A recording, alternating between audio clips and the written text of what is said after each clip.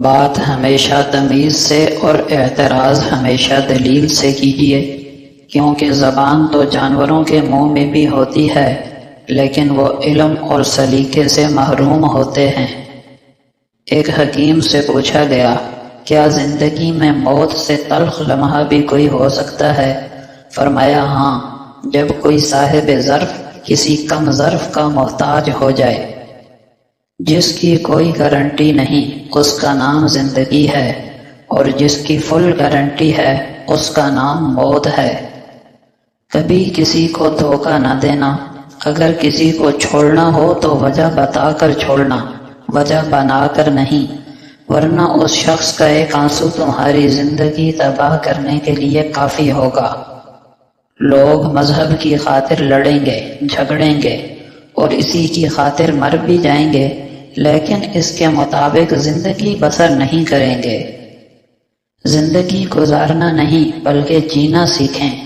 ہر انسان کی زندگی میں دکھ پریشانیاں آتی ہیں، ان کا اشتہار لگانے سے ہمدردی تو مل جاتی ہے لیکن سکون نہیں ملتا۔ اگر آپ چاہتے ہیں کہ لوگ آپ کو اچھا کہیں تو اپنا نام بدل کر اچھا رکھ لیں، کیونکہ اور کوئی حل نہیں۔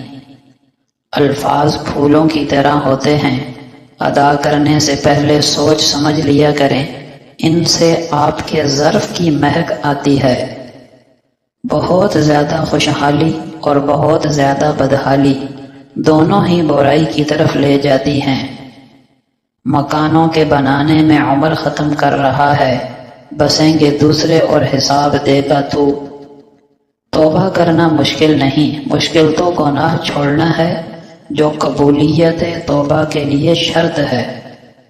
بسا اوقات بلاؤں کا نازل ہونا ہلاکت کے لیے نہیں بلکہ امتحان کے لیے ہوتا ہے۔ نبی اکرم صلی اللہ علیہ وسلم نے فرمایا، آدمی کا جنت میں درجہ بلند کر دیا جاتا ہے جس پر وہ پوچھتا ہے کہ یہ میرے لیے کہاں سے ہوا، تو اسے بتایا جاتا ہے تیری اولاد کے تیرے لیے استغفار کرنے کی وجہ سے۔ امام ابن تیمیہ رحمہ اللہ فرماتے ہیں، نیک اولاد اپنے والدین کے لیے دعا کرتی رہتی ہے حتیٰ کہ اسے معاف کر دیا جاتا ہے، اور پھر مزید دعا کی صورت میں اس کا درجہ جنت میں بلند کر دیا جاتا ہے۔ نبی اکرم صلی اللہ علیہ وسلم کا فرمان ہے، میں اپنی امت میں سے ایسے لوگوں کو جانتا ہوں جو قیامت کے دن تہامہ کے پہاڑوں کے برابر نیکیاں لے کر آئیں گے۔ اللہ تعالیٰ ان کو فضا میں اڑتے ہوئے ذرے کی طرح بنا دے گا۔ حضرت ثوبان رضی اللہ عنہ نے عرض کیا، اے اللہ کے رسول، ان لوگوں کا حال ہم سے بیان فرمائیے اور کھول کر بیان فرمائیے تاکہ لا علمی اور جہالت کی وجہ سے ہم ان میں نہ ہو جائیں۔ آپ صلی اللہ علیہ وسلم نے فرمایا، جان لو کہ وہ تمہارے بھائیوں میں سے ہی ہیں اور تمہاری قوم میں سے ہی ہیں، وہ بھی راتوں کو اسی طرح عبادت کریں گے جیسے تم کرتے ہو، لیکن وہ ایسے لوگ ہیں کہ جب تنہائی میں ہوں گے تو حرام کاموں کا ارتکاب کریں گے۔